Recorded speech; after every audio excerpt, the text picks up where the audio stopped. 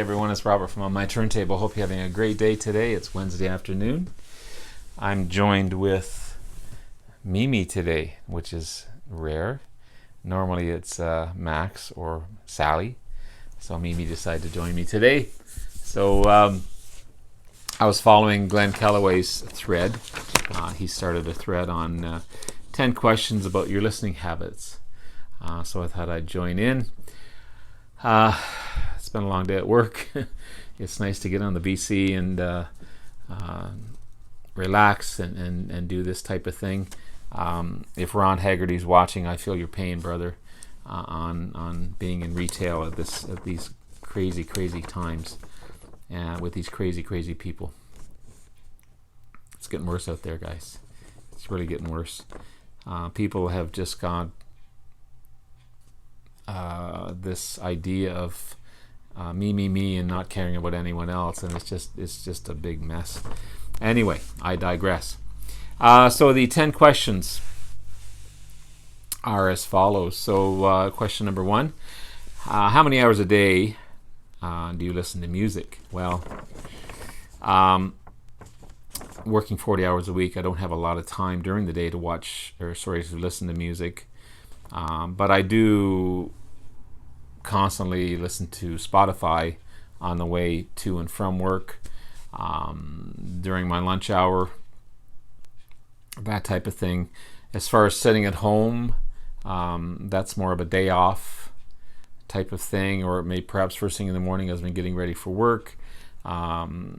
Weekends, some evenings as well. But there's also times I just want to shut everything down and not listen to anything and just have quiet.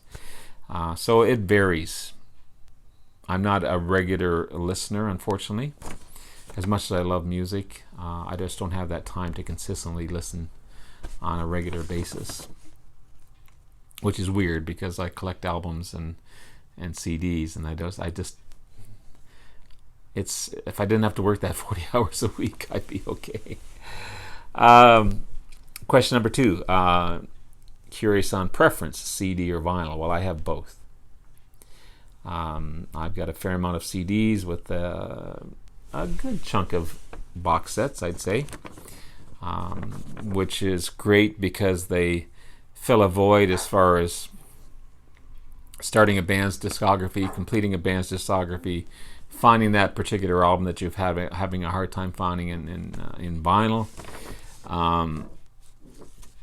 Vinyl, of course, I just was picked up a huge collection a couple of weeks ago, and so happy to have that.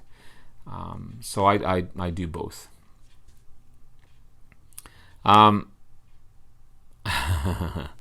The next one is a pretty big question. How do you manage to give full attention to your collection?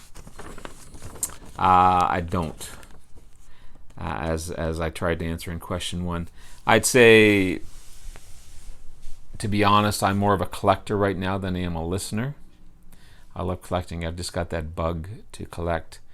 But I do give my collection attention in other ways. My albums are actually organized now as far as alphabetical order, which they hadn't been in a long time. My CDs are as well. Everything's sleeved, inner and outer sleeves. I've yet to catalog a lot of the new stuff I just got. But as far as listening and giving full attention, I've got albums in my collection that I rarely listen to or don't listen to enough. But it's kind of cool at the same time, because as you're going through your collections, oh geez, I haven't listened to that. You throw it on, you love it. But also with Spotify, I've got a playlist like just full of bands that I've yet to, like a library full. I've got, of course, Deep Purple, Nitty Gritty Dirt Band, Whoosh, the new Deep Purple,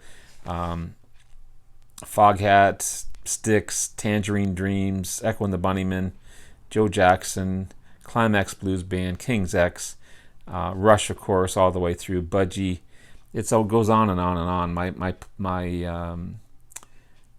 My playlists are so huge.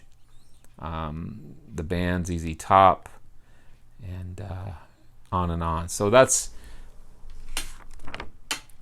it's not that I don't listen to the vinyl. I listen to the albums just in a different format because of time, basically.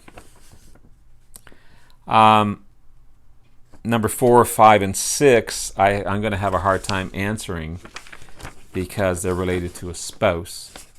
And unfortunately, I don't have one at this point in time, or a partner. This is not a dating service, but if there's anyone out there. So the question number 4 is, how do you manage time with your spouse and listen to the music at the same time? I don't have that issue. I can listen to it anytime I want. Question number 5 is, do your spouse and yourself have the same passion for music? I hope to find one that does. And question number 6, do your spouse and yourself have the same taste in music? I hope so. I hope I do find that particular person that does. And if she doesn't, that's cool as well. Not everyone's going to like the same thing you do. And that's cool. Number 7, do you have a dedicated music room? I've got 2. My living room is my main music room, which is full of vinyl right at the moment. Vinyl everywhere I look. My stereo's in here as well. It's my entertainment room, basically. My gaming system, my TV, and I don't have a Blu-ray player. That's what I use my gaming system for as well. But my living room is my main room. Now, my CD collection is in a second bedroom, and I do have a smaller stereo unit that I listen to my CDs in that second room, even though I do have a main CD player in my main room. Are you content? Question number 8. Are you content with your playback system? I'm happy with it. I'm planning, as far as everything goes well, I'm expecting hopefully a bonus coming up in a week or so. So I'm expecting to upgrade something, whether it's going to be my amplifier, receiver, or my speakers. At this point in time, I'm thinking speakers, but it all depends on what the bonus will be. These are wants; these are not needs, because my system currently is okay. It suits my needs. So I've got so my playback system. I've got an Akai AP-B20 turntable that's been pretty much fully redone, new wiring. I put a new cartridge in it. It works really well. I'm pretty pleased with it. And then I have a Mitsubishi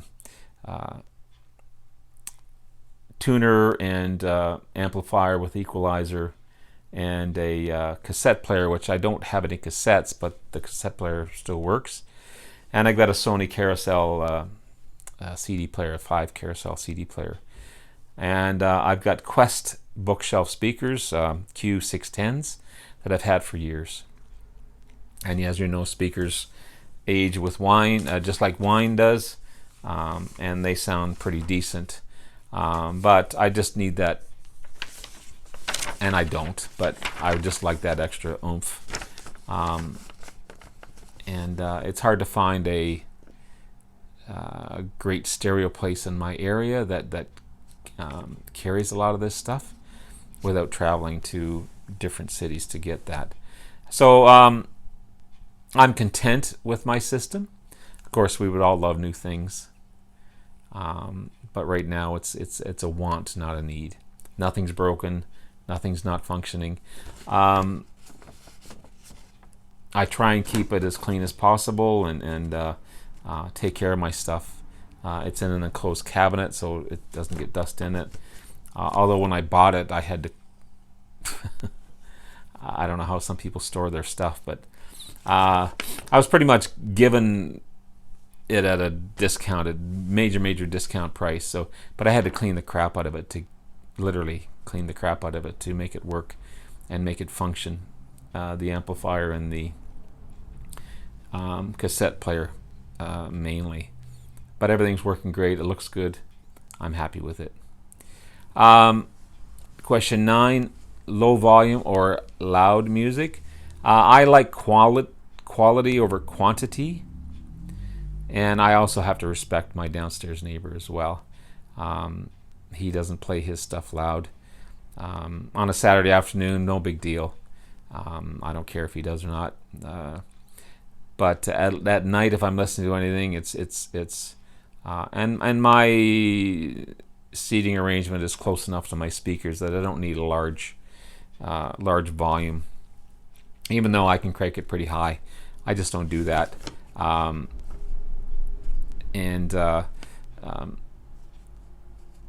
If I had, and I don't have any headphones, so if I did that, I'd probably crank the headphones. But I prefer quality over quantity.